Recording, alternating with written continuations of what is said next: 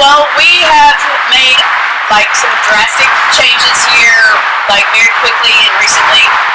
We used to meet at Ogie's, and now we are meeting here, and then we may be changing it. Well, October 2nd, we're going to have a member meeting. And that's, if you're a member, you can attend. It's going to be at a Mexican restaurant on West Avenue. We'll post a link for it, and we'll have it on our Facebook. But this is kind of like between a public meeting and a board meeting. You get a little more input than you would at a public meeting. Like I said, you have to be a member to be involved. And at that time, we're going to decide if we're going to have the meetings at that restaurant or if we'll continue having them here. I think I like the restaurant that's big, like, there's margaritas for $2. It's a big, like, outdoor place, but this is a good place too. But we're just gonna do a vote on it. So,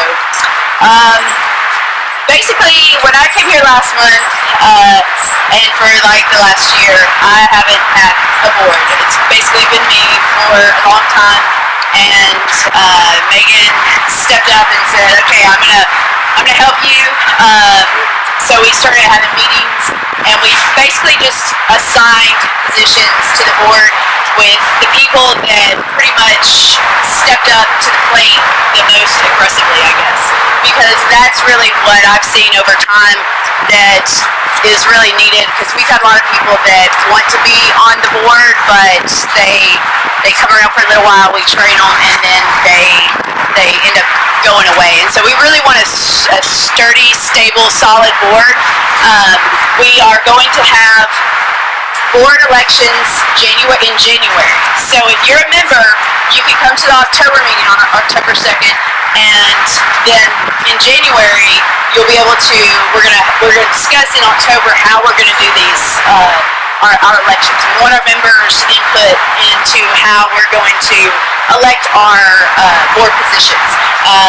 There's your basic 5 positions, which is your secretary, event coordinator, treasurer, which we have that assigned, deputy director, and communications person or whatever. We're still figuring it all out. Yeah, but we've had, I think Melissa used to be on our board, and why don't you introduce our new board members? Yeah, our new board members are Megan, but with Daniel's still kind of on our board. Marcus, and Marcus, I don't know how to say your last name. Okay. Blakely, and I'm gonna let y'all all like tell your own story about yourself. Daniel, John, and then Bill, and Jamie and Joe. Jamie, and then Joe. I think y'all know Jamie, and then Joe is Joe is running for judge, and not anymore. no, he was right. Yeah. So he's ready to come out and advocate for marijuana now that he did not win that position. Now I'm going to let we hadn't really assigned any positions, these are, like I said, just people that stepped up, to the plate, and that's really going to be up to anybody here or anybody that y'all get the word out to that we will have elections coming to the first of the year for basically every position. We can make up positions, just whatever you're good at, skilled at, and want to contribute to our organization, and if you're the best candidate for the position, then you have a chance of being elected. So, now I'm going to let y'all, yeah. Who wants to go first?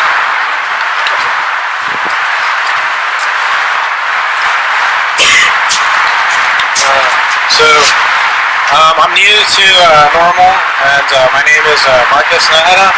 I'm an aspiring scientist, and I've done research in the biomedical and nanotechnology fields, and pretty much just after knowing the available scientific literature out there and the benefits to society with medical marijuana and recreational laws, I pretty much decided to be an advocate.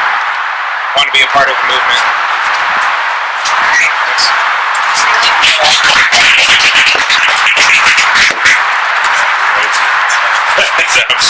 My name is Blakely Moore. I'm an attorney here in San Antonio. I've been a member of the NORML Legal Committee for about 3 to 4 years now. I've been actively engaged in the legal committee side. I've never been an active member of NORML itself, so this is my first time joining a chapter, besides just the National Legal Committee. I focus in criminal defense at the state and federal level, probate litigation, and family law litigation. What I'm trying to bring to the table here is active lobbying efforts, amicide briefs, and ways to where we can actually become more of a movement in Austin to get something on the ballot for the next election cycle. Nice to meet you guys.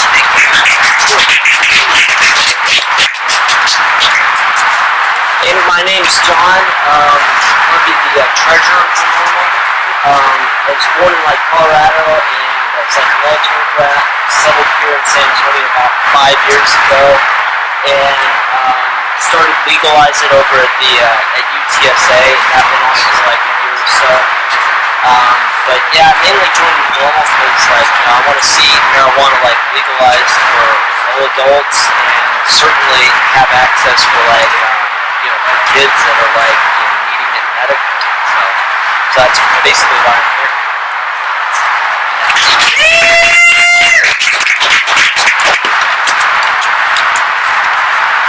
Hi, I'm Bill Steigerty, and I am a local educator. I teach mathematics, and I am a San Antonio native here. I got my business degree in Austin, and then I became a math teacher, and now here I am. What do I have to give to this organization? I really don't know. I'm just full of ideas, but I'm just here, and thank you guys for having me. Hi, I'm Megan Roper. I've known Carly for several years. She has been alone in trying to steer this NORML ship for quite some time. So the people who introduced themselves to you tonight are really here to try and help build this organization and do something better. We've got 9 board members, including Carly, that have recently been appointed. Carly's been our executive director for a long time. 2 of our board members weren't able to be here tonight, but they'll introduce themselves to you later. What we're going to start doing, what we haven't been doing, is as an affiliate chapter, we're supposed to be having member meetings quarterly, so 4 times a year. We're going to start implementing that, and our first one is going to be in October. We're going to do those on the first Thursdays of the month. You have to be a member to come to those meetings. You're welcome to join as a member that day. If you do that, you don't have any voting rights. Membership carries certain voting rights and decision-making abilities. The awesome thing about our October meeting, we're going to take nominations for a new board. The people you've met tonight, the people that we've appointed are an interim board just to get us back to elections and back to a stable running organization. So I would encourage anybody who's interested in participating to be a member, come to the member meeting, and then consider running for a board position. We're going to allow nominations for board positions to be open until the November public meeting, which will be on the 3rd Thursday of November, so there's time. You have to be a member to be nominated, and you have to be a member to nominate someone, so that's also important if you want to have any kind of managerial role in the organization. Our member meeting, I guess that's going to be October 2nd. It's going to start at 8 o'clock. It's going to be at a Mexican restaurant I was telling you about called Tila's on West Avenue. We'll post an address for that on the Facebook, and you'll get that information. We've been toying around with where we want to have our public meetings, so we're considering that as a location. So we'd really like some members to show up and give us their input about if they would like us to move from this one to that one. I'm a criminal defense attorney here in town. I do a lot of DWI and drug possession defense, so are a lot of these other board members. So it gives us a really unique opportunity to potentially change the conversation and kind of shape the laws in our community and change the dialogue. So really hoping we can build this organization to be something great, but we're going to need a lot of participation to make that happen. We're going to focus our public meetings on having specific topics or guest speakers every time. We would encourage y'all's input, so kind of be thinking about ideas as our meeting goes along, so we'd like to hear your ideas at the end. Tonight we have one of our board members speaking, Daniel Mailer. He is a defense attorney here in town and recently moved down here from Colorado. he was involved in the regulatory scheme for the medical side of marijuana in Colorado. He's going to talk to us a little bit about the transition from where we are now to a medically legal state to now a completely recreational state.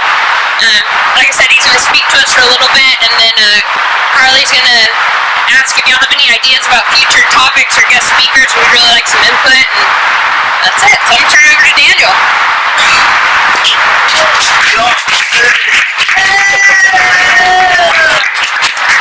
Appreciate that. My name's Daniel Baylor. I'm a criminal defense attorney here in town, like Megan said. I do a lot of pot possession cases. They're one of my passions. Like you said, I just moved here at the beginning of March from different. I still actively carry my Colorado medical pot card. I carry my Colorado driver's license, so I don't have to worry about getting questioned when I go visit my friends and family. As many of you know, first of the year we legalized pot in Colorado. We actually did it with Constitutional Amendment 64 back in 2012. I just wanted to come talk to you guys today about Colorado as a roadmap for Texas, because back in 2008, marijuana was still legal in Colorado. It's a little more liberal than we are here, but it was still legal. It took a little bit of time, it took a little bit of effort, but we did make the transition, as many of you know, to medical pot and now finally to recreational pot. I don't want you guys to think that once you get pot legalized, that it ends. There's still active advocacy being done now in Colorado. There are more issues beyond just legalization. That is a milepost, not an endpoint. So you guys got to keep that in mind. And this is going to be a long, drawn-out fight here in Texas. Texas is starting to turn. Marijuana Policy Project, the MPP, they've done a lot of research, they've done a lot of polling down here. It is starting to turn. We're starting to get right. Megan, Blakely, Joe, and Jamie, when they're here, they're both criminal defense attorneys. They'll tell you, we see it in the courthouse. We see jury panels that are refusing to convict. I'll tell you that I actually got a hung jury on a pound of pot case a couple of weeks ago, where they found a scale, a pound of pot, baggies, the whole 9 yards. And we hung the jury. They would not convict our guy. So we are getting there. We are making progress. That's part of starting. So I don't want you guys to get discouraged. I know Texas is rather conservative, but every little bit does count. Part of it's getting out there and talking to your friends and family. Bring it up. We see it more now with Colorado. It's in the news. People are talking about it. But that's part of where y'all can help on a day-to-day basis. Be normal.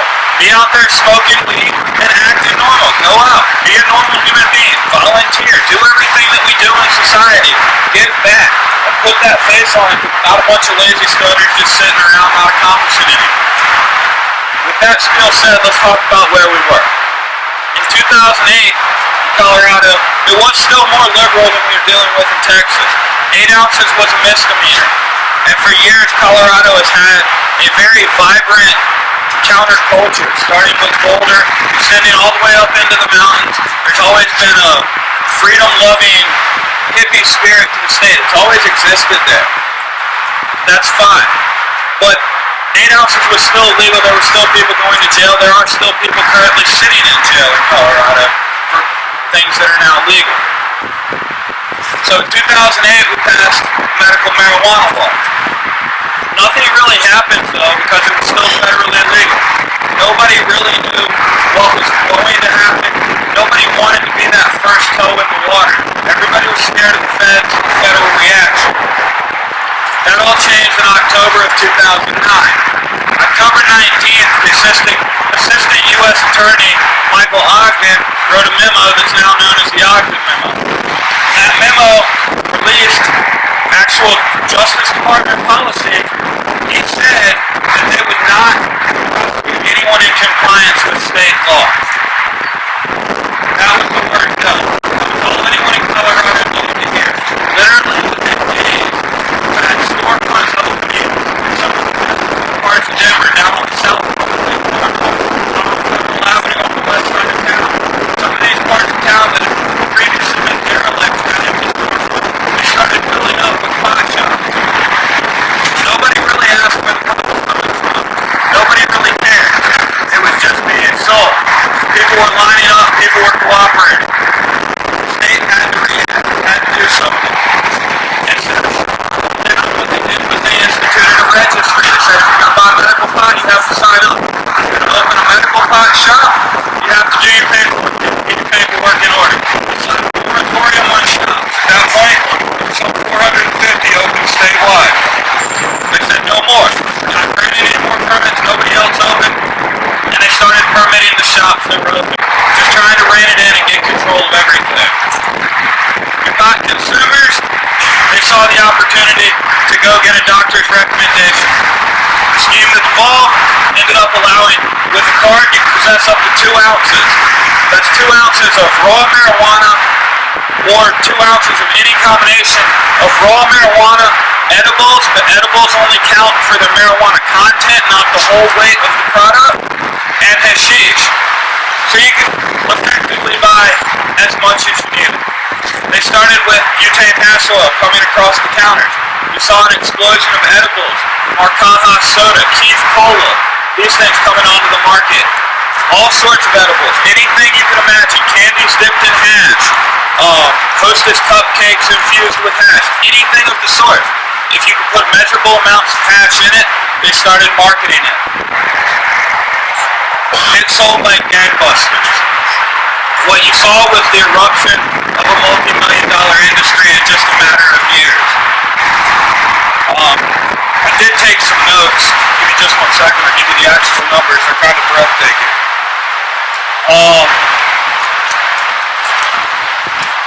In 2012, in that fiscal year, the state of Colorado sold $219 million of medical marijuana, according to the numbers. The next year, they sold $328 million. Through the first 6 months of this year, and this includes recreational marijuana, they are on pace for $450 million. All the cliches aside, this is literally an industry that we created from nothing. It came from absolute zero to a booming economic development in Colorado. So we had this medical scene, and it was going well. Everything was going great. We had a couple of brilliant attorneys in Colorado, Mason Tivert and Brian Vicente. Mason Tivert is now the National Director of the Marijuana Policy Project. They created Amendment 64. The way Amendment 64 worked was it was a statewide referendum for a constitutional amendment to the state constitution allowing the possession of marijuana by anyone 21 years or older. Here in Texas, we don't have statewide referendum, but we do have citywide. We've seen it here in San Antonio. It's one of the things we're talking about pushing for is the signature drive. We can start on a local level by telling our cops here that we do not want this prosecuted. And we can make that publicity statement if we can get it. We can actually get it on the ballot. I believe it requires 25,000 signatures, something to that tune. Don't hold me to the number. But we've got our work cut out for us. It's obviously not going to happen this electoral cycle, but it could happen in the next one. We're going to start at the grassroots, here at the city level, and we're going to build that wave. That's the way you have to do it. It started in Colorado. Breckenridge, Colorado was the first town to decriminalize marijuana back in, I think it was 2004. And it got a whole bunch of national publicity. People were like, wait, a town can do that. And the cops quit arresting people. The cops in Breckenridge, they work for the town citizens, they just comply. It can happen, it can work here too. So we craft Amendment 64, and we go about getting it on the ballot. In 2010, we missed. We did not get it there. We didn't get enough signatures. When they checked the petitions, it wasn't good enough. So we shot it down. We didn't get it on the ballot. Fine. We kept trying. So we came back. We got out to all the public events we could think of. Colorado's Rockies games, Broncos games, anywhere we could think that people would be. Concerts at Red Rocks. You just show up and you talk to people. You have your clipboard handy and you get a couple of signatures.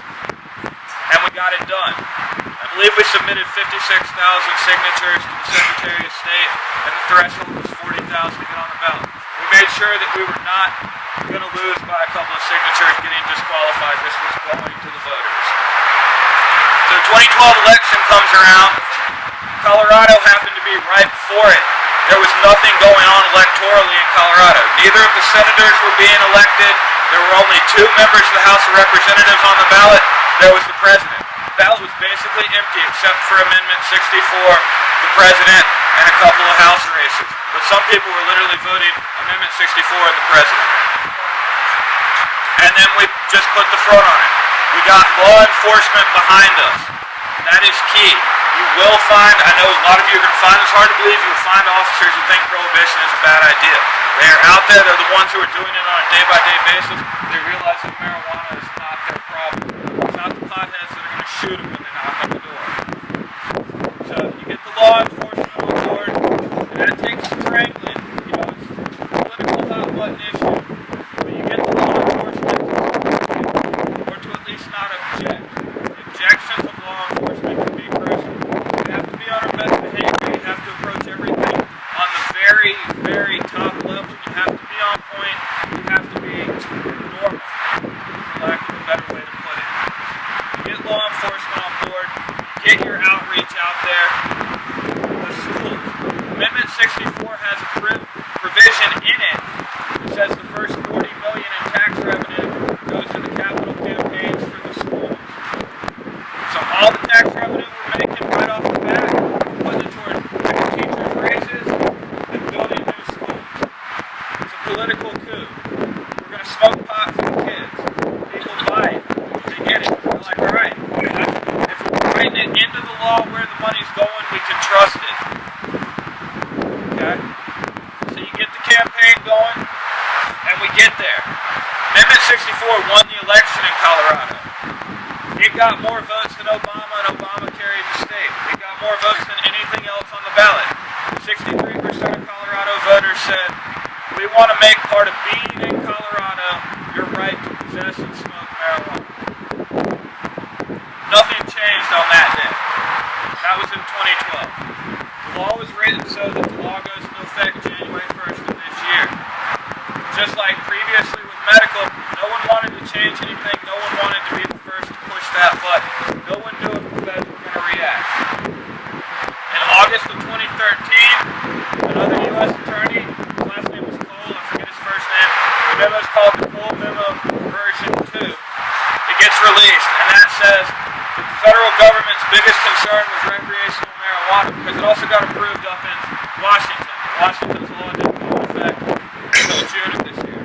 So Colorado was the first and the testing ground. But they said with the Cole Memo, what we're concerned about is marijuana going to kids, marijuana going out of state, marijuana being used to traffic money or other drugs for other organized organizations, cartels and gangs and such.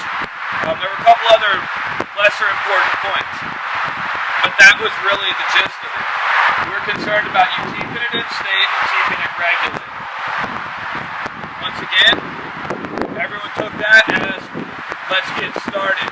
So you saw a flood of applications into the state for recreational pot shops. There were literally like 2,000 of them filed. The state had to do something, so again, they're a reactionary force. They react by saying only medical marijuana shops can apply for recreational pot license. That immediately went away like 3/4 of the applications. Your medical pot shops filed all their applications, they started getting granted. At the first of the year, I believe there were 14 that were valid at that point. We saw a green rush the first of the year.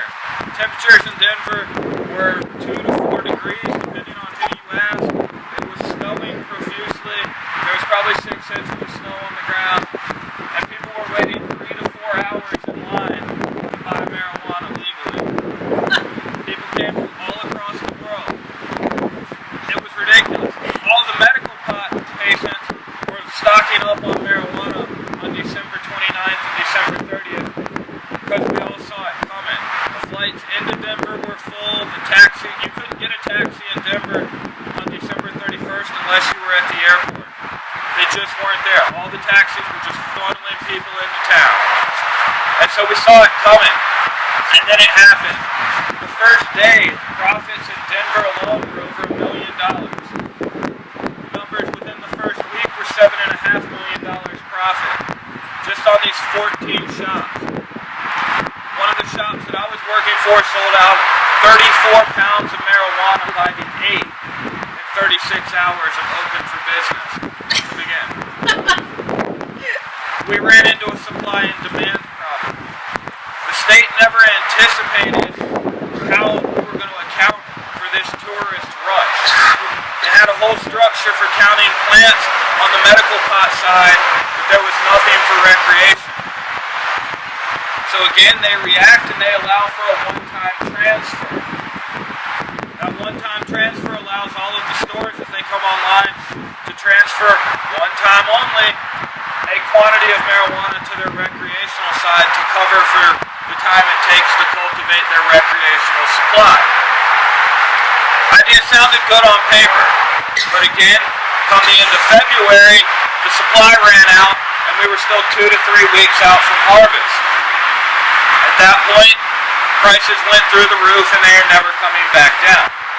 What shops learned on the recreational side was they could charge $400 an ounce and people would pay it. What the consumers in Colorado learned was they could pay $100, still get a medical pot card, and pay no taxes. So instead of paying $400 an ounce tax included, their tax rate was dropping from 35 to 40% effectively to 3%, and they were looking at $206 out the door. So as a result of legalization, one of the things you've seen is an uptick from about 96,000 medical pot patients at the turn of the year to about 114,000 today. The vast majority of the locals pay their $100 to a doctor, get their paperwork, file it with the state. The filing fee is only $35, and it saves them hundreds over the course of their year of smoking. At this point, the vast majority, what we're seeing on the street level in the shops, 3/4, some shops will tell you 80% of their product is going to tourists. Actually, understanding the economic benefits in Denver goes so far beyond the hundreds of millions of dollars in retail sales. The 9,600 badged employees of pot shops is but one economic revenue. You've seen a boom in the industrial real estate, warehouses that are being used for cultivation. The average market price in Denver is $4.75 a square foot. Pot shops are agreeing to $17 and $20 a square foot, just so they can get permission to grow weed. You've seen an absolute rush of foreign investment from out of state that's pouring in. That brings me to another thing we'll talk about in a minute. All of the monetization. You've seen pot stocks are popping up on the over-the-counter boards. A lot of this could be particularly lucrative, but it's also extremely risky. If anyone sees that and thinks about investing in it, you gotta understand a lot of this is fly-by-night, and the actual investment on the ground where the money is being made is very tightly regulated, and I would advise y'all to do your due diligence and get educated before you go pouring money into any of this. Okay? But on the street, you are seeing an absolute boom. You are seeing carpenters building grow spaces. You are seeing HVAC guys that are doing the heating and cooling. The temperatures you can achieve in a warehouse with 60 or 100,000 watt grow bulbs is absolutely astonishing. You're seeing electricians that are having to build it all out to code because the amounts of electricity being consumed are breathtaking. Some estimates put 20% of the power of the grid in Denver is devoted to commercial growing marijuana at this time. Yeah, the numbers are breathtaking. We are moving towards outdoor growing, but due to Colorado's climate, outdoor growing is only sufficient in the summer and it's a short growing season. That's one of the problems. Outdoor growing will be a lot greener. As I'm sure most of you know, outdoor marijuana can be absolute fire even if it doesn't look brown.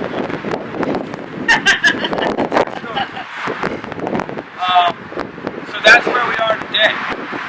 Going forward, I told you that when you get legal, that doesn't end advocacy.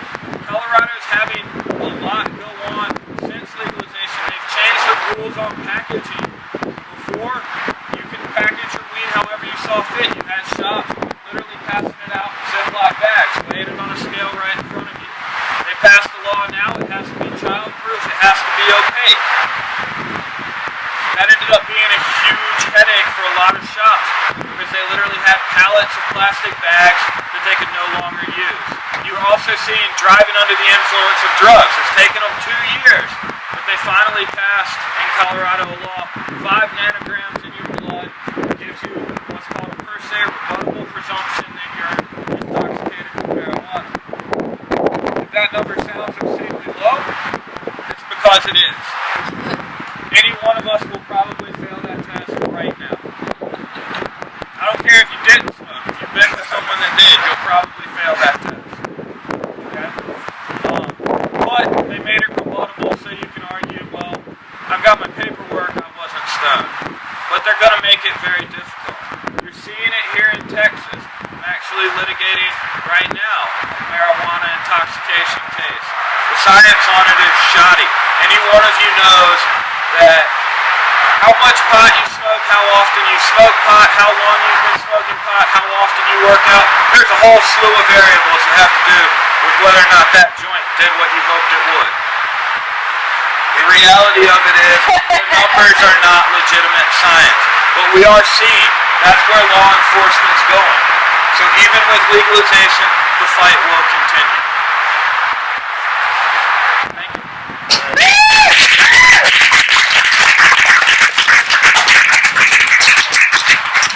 Got any questions? What's the most amount of pot plants you've been with in a room? 3,000. 3,000?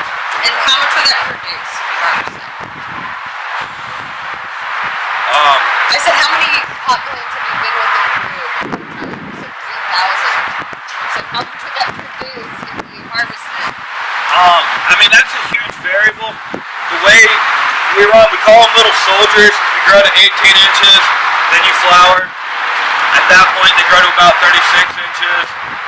You look for about a quarter pound to plant, but also on the commercial side, you never grow for a singular harvest and have to replant.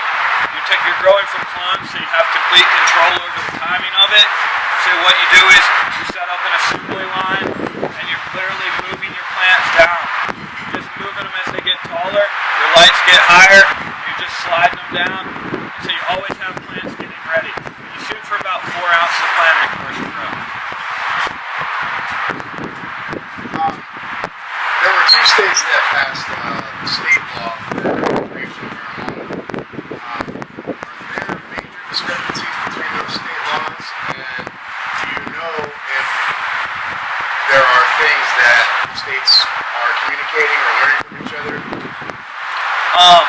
The major discrepancy between Washington and Colorado would be that Colorado is a constitutional amendment, whereas Washington is a state statute.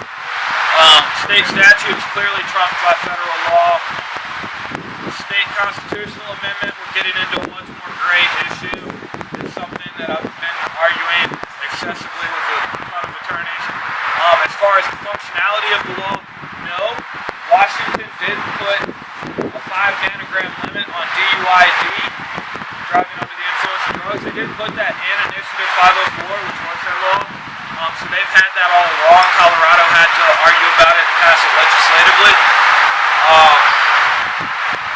Washington, I believe, took its time and learned a little bit from Colorado, but if you look at the laws and the enforcement regulations that have been written, they're very, very similar.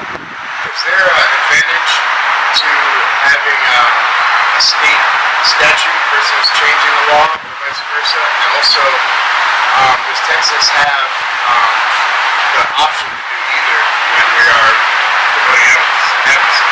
The advantage of a state constitutional amendment, the point I've been arguing, is that we've never litigated whether or not the state constitution is trumped by a federal statute. It goes back to 18th century constitutional law. McCulloch v. Maryland, the case said that the state could not tax the federal government, but that, again, that was a state statute. That's what sets Colorado specifically apart, is the fact that they put it in their state constitution. Our entire system of federalism is based on states' rights and the state's ability to reserve rights for itself. So that's what makes it different. How it'll be litigated remains to be seen. Nobody's actually litigated the point yet. The feds have held off. A lot of people speculate that the reason they've held off in Colorado is they don't want to give the rest of the country a roadmap. All you have to do is pass a constitutional amendment. Here in Texas, our hope would be to start at the city level, and then the way we could get a statewide referendum, but again it would only be statute, would be to get it in the actual platform of one of your candidates for governor, and that's how you could force it onto the statewide platform. There is no mechanism for a statewide referendum here in Texas, but you could potentially, as we see it, force the issue starting on a city-by-city level. Thank you. I moved from Massachusetts a couple months ago where they went through decriminalization and now medical has been legalized. But still, that was 2 years ago that medical was voted on. First dispensary is supposed to open up this year sometime. For Texas, would you start off just going for medical legalization, recreational legalization, or go for decriminalization first? I think decriminalization or medical has to be your first step. Medical is going to be your opportunity. In Colorado, the big hole in the law was there was a list of, I believe it was 7, maybe 8 conditions. Glaucoma, cancer, HIV, a whole bunch of things nobody would ever wish on anybody. But the big loophole was chronic pain. You could walk into the doctor and say, my back hurts. You know, I stubbed my toe and it just hasn't healed. Nobody cared. And the doctors were all in on it. They just signed their paperwork and you submit it and you get your form. Everything was good. But that is your Trojan horse for full legalization. That's how you can show it works. Decriminalization is a good concept, except it doesn't stop the cops from arresting people. With some form of actual legal veil, medical marijuana, you get consumers more confident and you get the cops a little more hesitant. So I would suggest that we start with legalization on a medical level and then we move that direction. Anyone else? Can I follow up on what he was asking? Yeah, guys, also in Texas, just an idea of where we're at. 30 years ago, possession of marijuana is here in 2000. It was a felony you could go to prison for. I've represented guys who were convicted felons, and their only felony charges were in the 1970s. Prison for less than 2 ounces of marijuana.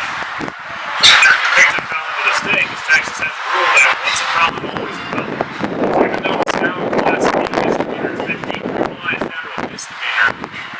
It's still a criminal penalty, but another thing is, when Nixon passed the Schedule 1 Drug Act and put marijuana on there, if Schedule 1 drugs are considered not to be used for any purpose, even research. So all these hospitals that are going against the grain and doing research are doing so against federal acts. So that's good, because the medical side is already doing that in Texas. How do I know this? Because I've represented AIDS patients who, because of their dietary needs, because they lose their appetite, Texas allows you to prescribe to people who have dietary issues Marinol. If you look at Marinol's active ingredients, it's tetrahydrocannabinol. It's basically pharmaceutical copies of the plant material. Because it went through a pharmacy and it got created in a pharmacy rather than grown in the ground, it's legal. Well, you can imagine who are the big lobbyists in Texas? Well, the big pharmacy companies who don't want competition. Mom and Papa Joe, he grow it on their farm and he just says, what's up? Sorry, Dana. If any of you are good at drawing, that we have to get new brochures, flyers, shirts. Like this shirt right here was created with a graphic contest. The guy won. He got a free shirt, like got a gift certificate. But we did it at a public meeting. A bunch of people turned in art. We all voted on the best one. You were at that one, weren't you? We need a new banner. Maybe if you're creative in any way with anything, like just come up with something. Like I said, we could use a new shirt design, sticker, bumper sticker, banner, flyer, like little flyer, brochure. Be creative. And then if you come to the member meeting, just bring it then or the next public meeting. We will do some type of contest both times. about just because we get a law passed doesn't mean that we stop advocating. And I was going to bring up our Texas Cite and Release Law, which was passed in 2007. We have one county in Texas that actually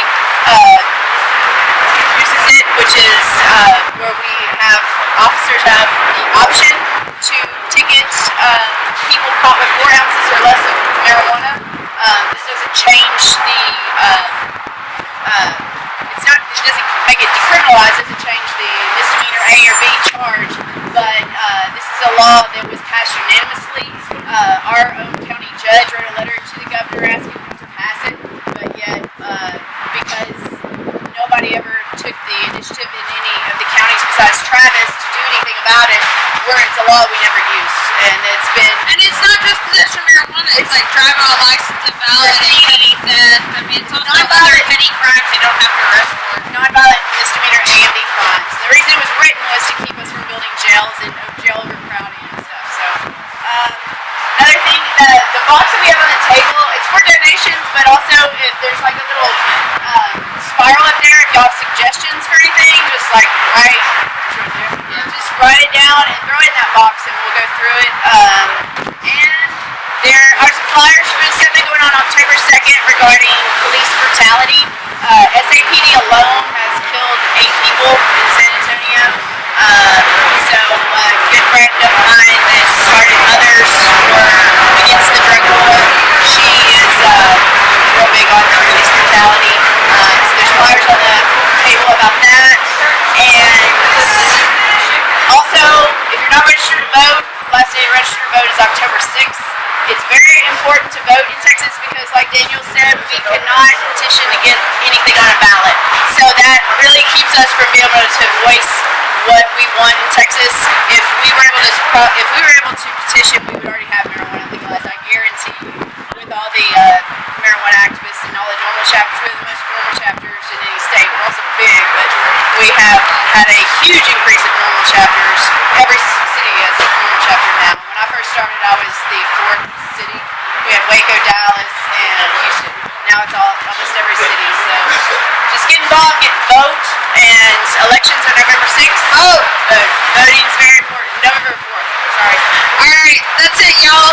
Thanks for coming out. Please remember me.